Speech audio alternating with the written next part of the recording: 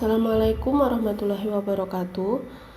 Oke teman-teman, di sini saya akan sedikit memberikan pengarahan terkait praktikum yang ketiga kita, yaitu perubahan materi yang kita lihat secara level submikroskopiknya. Nah, mari kita mulai. Untuk praktikum ketiga ini sama, kita menggunakan PET simulation, di mana linknya sudah saya berikan di kelas GC. Nah, dari link itu maka nanti akan terlihat tampilan seperti ini ya teman-teman. Nah, setelah itu kita klik tanda play di sini, lalu kita tunggu. Nah, setelah muncul tampilan seperti ini, lalu kita pilih yang state ya. Lalu kita klik, maka akan muncul tampilan seperti ini. Nah, di sini ada beberapa tombol yang harus teman-teman ketahui terlebih dahulu, yaitu di sini adalah tombol termometernya. Di sini skalanya masih Kelvin ya, seperti yang kita lihat. Nah, kita bisa ubah ke dalam bentuk Celsius seperti ini. Kita klik tanda panah ke bawah ini. Lalu di sini ada gambaran partikelnya, keadaan partikel, susunan dan gerak partikelnya. Lalu di sini adalah tombol penambahan dan pengurangan kalor yang diberikan. Kalau kita klik lalu tahan ke atas, itu dia di sini kalau kita lihat ada tampilan api, maka di sini tandanya dia memberi kalor ke sistem. Nah, tapi kalau kita dinginkan seperti ini, maka artinya dia mengurangi kalor yang ada pada sistem. Nah, kalau kita lihat ketika kita mengubah kalau di sini, kalau kita panaskan, kita lihat suhunya di atas itu akan naik. Kita lihat termometernya di situ bergerak ke atas, naik ya.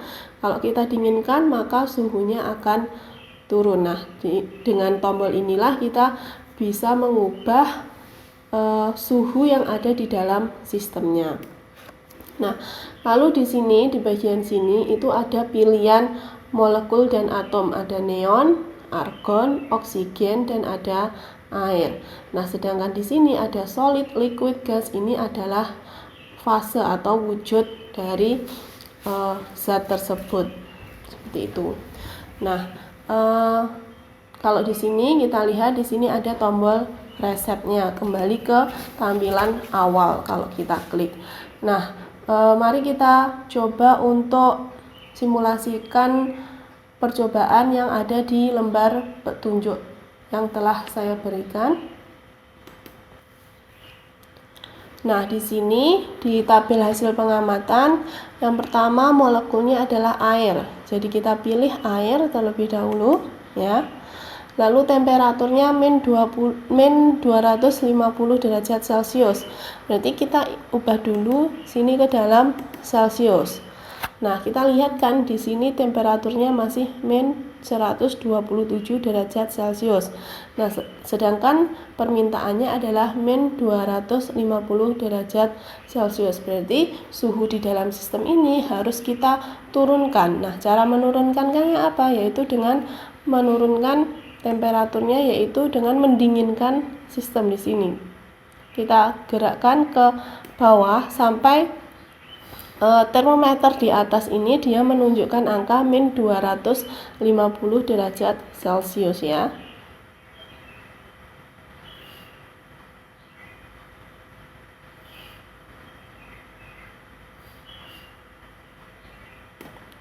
Nah, kalau kelebihan seperti ini bisa kita naikkan di sini sedikit. Sebentar.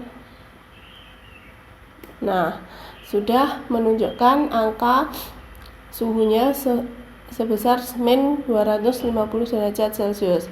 Nah, sekarang tugas teman-teman itu adalah mendeskripsikan susunan dan gerak partikelnya.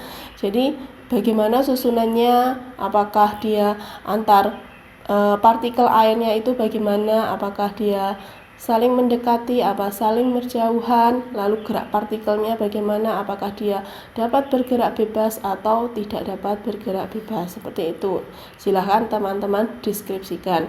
Nah, selanjutnya teman-teman juga harus menggambarkan susunan partikelnya. Jadi untuk memudahkan menggambar susunan partikelnya, bisa kita pause terlebih dahulu, lalu silahkan teman-teman menggambar susunan partikel yang ada di dalam sistem ini. Nah, untuk gambarnya tidak harus sama persis, tapi kurang lebih mirip seperti ini.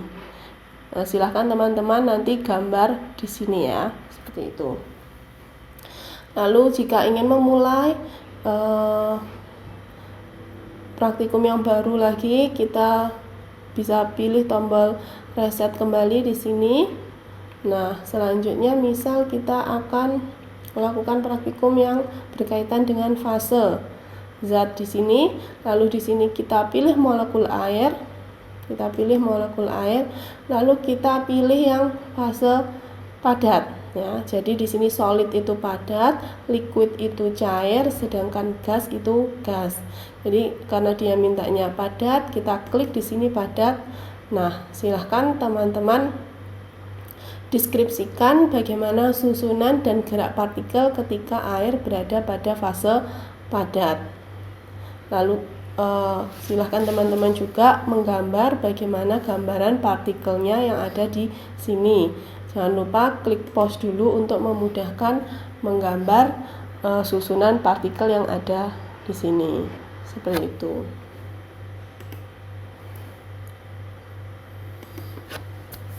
Oke, mungkin itu saja yang dapat saya jelaskan terkait pengarahan praktikum ketiga kita terkait perubahan materi pada level submikroskopik. Semoga bermanfaat. Wassalamualaikum warahmatullahi wabarakatuh.